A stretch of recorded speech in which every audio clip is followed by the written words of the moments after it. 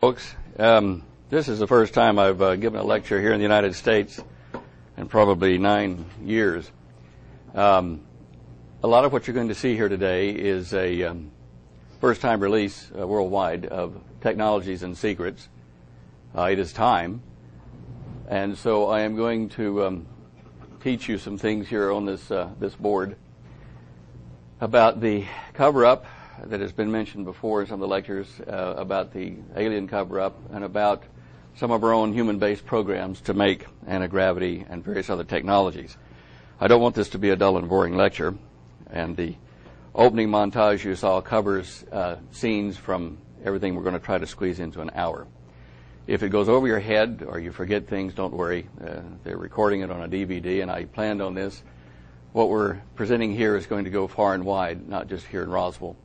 It's the beginning of an unveiling. You saw the blue and red satin magician's cape. We're pulling the lid off of a number of things today.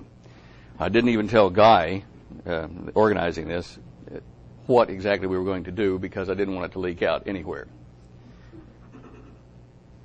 In this country, in the the late parts of World War II, about 1943, there were a number of programs other than the Manhattan Project that were started to develop weapons to defeat Germany. We knew at that time that Germany was going to try to get an atomic bomb, and certainly the effort was thwarted. But there were other projects. Dr. Edward Teller, the kind of alleged father of the hydrogen bomb project, recruited myself and a number of other people from the mid-50s forward until 1971. I was recruited in 71, a latecomer to the program. But back in those early days, there was a real problem with removing the blinders off of scientists to develop new weapons and new defensive mechanisms as well. So in 1943, the men developing this project tried to figure out a way to convince scientists that certain things like anti-gravity, new types of weapons were possible, to remove the blinders. So by 1952, they had already started what I'm going to show you here. But this is where it happened. Can you hear me? Is this mic on here? Only for the video. Sorry, folks. All right, I will project without popping my peas. Thank you. We hope so. All right. In 1947, Jesse Marcel was heavily ridiculed over the release of the information that we had a flying saucer down. I must tell you that they were Air Force officers. They were officers of the 509th Bomb Wing, and these are the guys that did the atomic bomb testing. They weren't stupid. They knew the difference between a kite and pieces of metal and bodies and things that were real. It wasn't crash dummies. It wasn't alfoil and Scotch tape and balsa wood. He was duped into setting up for that photo there in Fort Worth. Now, he took a lot of flack. His son defends him today. But this is where it started here at Roswell Army Airfield, 1947. That a flying disc has been found and is now in the possession of the Army.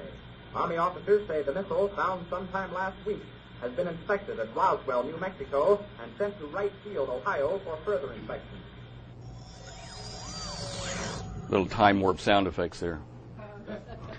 Now, you've all heard of Jesse Marcel, but you would not have heard of Colonel Harrison there. Let's see if I can get back to him. Yeah, all right. I've got a twitchy finger on this thing here. Let me just get in there. Okay. Now, Colonel Harrison died in 2003 now. He lived in Fort Worth. He was the next-door neighbor of an acquaintance of Holly mine who works for Lockheed. Colonel Harrison was a co-pilot on the first atomic bomb test dropped in Bikini Atoll. He received the Distinguished Flying Cross. He was a lifelong friend, as you can see here, of from the wartime days till he died, of the McCain family, Senator McCain and Admiral McCain.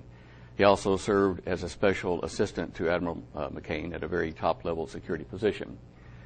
He's one of the guys that was truly a secret keeper, and he did it even from his son until the day that he died.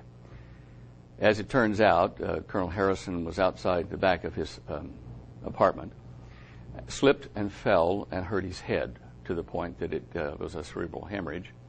They took him to the hospital, and he lingered for a while, and his son was in there with him just before his dad died, and he said, "Dad, I've got to know, were the aliens real?" Because this guy was here at Roswell, and a number of paper trails led to his plane ID for having ferried parts back to Fort Worth and over to Wright-Patt. And he turned to his son and he said, "All I will say is that they were real." And he died a few minutes later. So, you have another witness, hearsay, but one of the kind that really counts because he was a very special fella. He flew the B-47s, the early Strategic Air Command, and he also commanded a B-52 Air Wing under Curtis LeMay in the SAC program after that. 509th there was the start of that. And there's his Distinguished Flying Cross. Now, this is Raymond F. Jones. Who's Raymond F. Jones? This Island Earth, one of the two probably classic Hollywood productions about alien invasions of Earth in the 50s, the other being The Forbidden Planet. Raymond Jones wrote this and 74 other stories. Raymond was a Mormon and an avid imagination, but he also ran in some very interesting circles.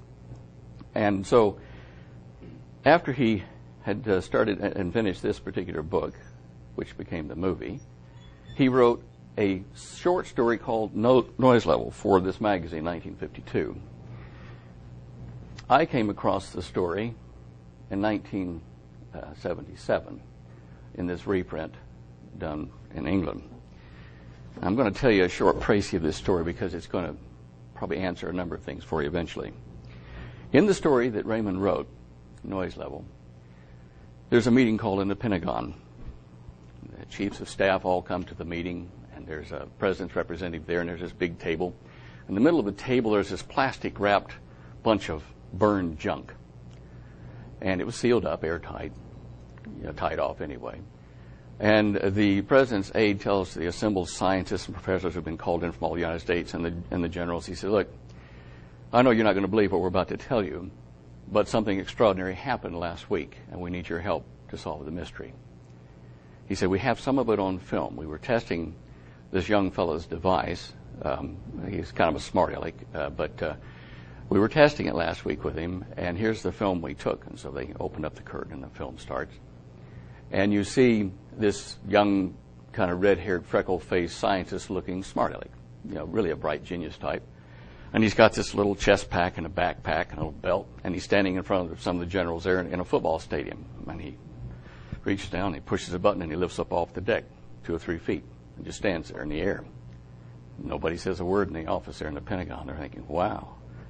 Okay, so he's been lifted up a bit. Then he pushes another button, and he rotates sideways and lifts up about 40 feet and takes off, flies around the football field and comes back around for a low pass over the generals. Everybody ducks, and there's a puff of smoke. Quick explosion. He nosedives into the deck and dies. A ball of flame. The package on the table holds the remains of the guy's instrument. What's left after the fire melted everything together. He said, "Gentlemen, he died before he told us how he did it. This guy doesn't work for any government. He's just an individual. He doesn't have any university grants. He's just an individual, and he did this. Now, you've got to figure out how he did it. We've got his apartment. We've got his library. We've got his lab. We've got everything. You go and take his notes apart and figure out how he did this." Wow. Everybody runs over a big gaggle to this guy's apartment. They look through his library. He's got chemistry here, physics here, philosophy, ancient mysticism, everything. And he's got a lathe room and downstairs in the second floor area here. And then he's got over here, he's got biochemistry and all kinds of stuff. And they said, could one guy have read all of this? And they start looking through some of the volumes, and there's notes, annotations in the margin. Well, where are his other notes? Couldn't find them.